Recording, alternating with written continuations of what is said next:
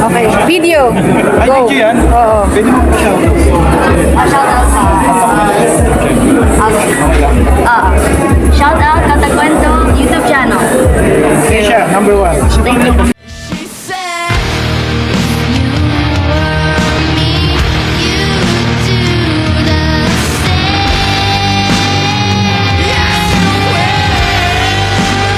I can't take anymore. I'll drop the shades and close the door. Everything's not alright, and I would rather.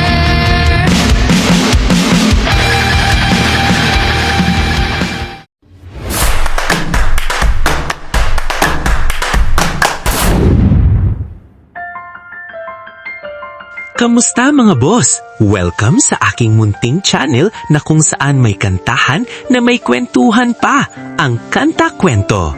Bukod nga sa paghanga natin sa husay ng Family Mission Souls, aalamin nga natin ang malaking kontribusyon nitong ni Neisha sa pagkuha ng kasikatan ng kanilang banda. Sa video nga na ito, mas kikilalanin natin siya ng husto mga kakwento. Pero bago tayo mag-start, kung bago ka dito sa ating channel, hihingin ko po muna ang inyong like at subscribe bilang suporta sa ating channel at pati na rin sa ating FB page. Tapos paki-comment mo din kakwento kung taga saan ka para malaman ko kung hanggang saan bumabot ang kwento nating ito. Maraming salamat! Sino ba si Neisha Cordel Alipio o mas kilala nating bilang lead guitarist / second voice o Neisha ng bandang Mission Souls? Pinanganak nga itong si Neisha noong April 14, 2010. Pangalawang anak ng mag-asawang Second at Shayna Alipio.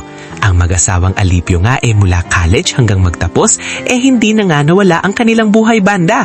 Hanggang sa nagbunga nga ang kanilang pagmamahalan ng unang anak na babae na si Naces noong 2008 at nasundan nga ito ng 2010. Ito nga si Neisha.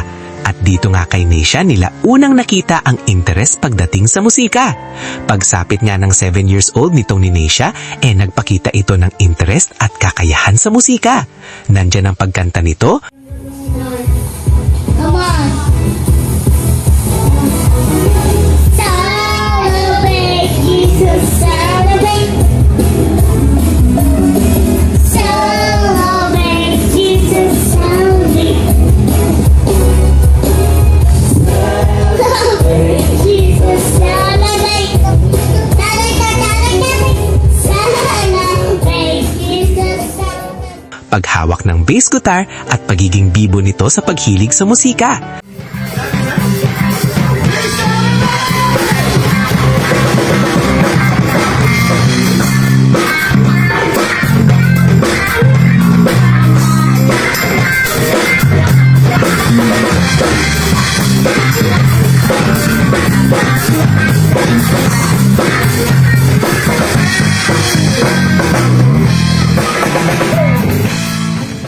Kaya naman tuwing magre-rehearse ang banda ng mag-asawang Alipio, humahawak ito ng bass guitar.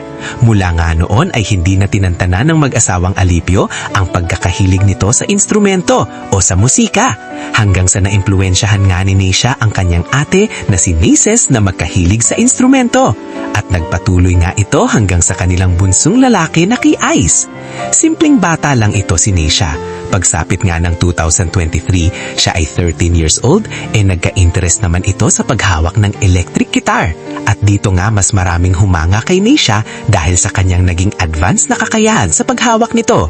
Lalo na nga tuwing kasama niya ang kanyang bandang Paper Dove at Milo and the Sparrow. Kasi naman dito sa mga banda niyang ito, mas natutugtog niya ang mga pure rock genre na gusto nila. Hanggang sa ngayon nga, patuloy ang laki ng kontribusyon ni Neisha sa kanyang mga banda. Sobrang laking impluensya ng paghatak ng kanyang advanced skills sa pagigitara. At sa isang taon nga na pagkukwento ko sa family band na Mission Souls, talagang si Neisha nga ang hinahangaan ng mga banyaga sa husay nito sa pagigitara at pati na rin ang husay ng iba pa niyang mga kapatid. Bukod sa musika, gusto nga din ni Neisha maging animated director at nahihilig din siya sa pagdodrawing. Kumbaga likas kay Neisha ang pagiging creative o artistic. At based nga sa pagkakita ko sa kanya ng personal noong concert sa meet and greet, napaka-numble na bata nitong ni Neisha. Napaka-natural at makikita mo sa kanya ang star factor. Ika nga simple pero rock.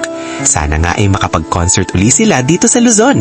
Alam ko na sobrang excited na ang lahat kung ano pa ang ipapamalas nitong ni Neisha sa hinaharap at lalo na sa kanilang ilalabas na 3 original composition. Sa ngayon nga 15 years old pa lang itong ni Neisha at mag-16 na siya sa April nitong taon. Asahan niyong ang ating channel ay patuloy sa pag-update pa sa mga mangyayari sa karera ni Neisha sa hinaharap dahil sobrang laki talaga ng potential nitong ni Neisha sa pagiging rockstar balang araw. Ikaw ba kakwento? Ano pa ang inaasahan mo na makita kay Neisha sa future? Kwentuhan naman tayo sa comment section and don't forget to subscribe Mission Souls. At nga pala kakwento, sali ka din sa first ever FB group ng Mission Souls, ang Mission Souls Army FB group, kung saan dito nga ay isang community na nagbabahagian ng mga insights about sa family band na ito. Isa nga tayo sa admin dito at si Ma'am Sheena. Kita-kita tayo doon mga kakwento. At muli kung bago ka dito sa ating channel, hihingin ko po muna ang inyong like at subscribe bilang suporta sa ating channel at pati na rin sa ating FB page. Tapos paki-comment mo din kakwento kung taga saan ka para malaman ko kung hanggang saan umabot ang kwento nating ito. Maraming salamat!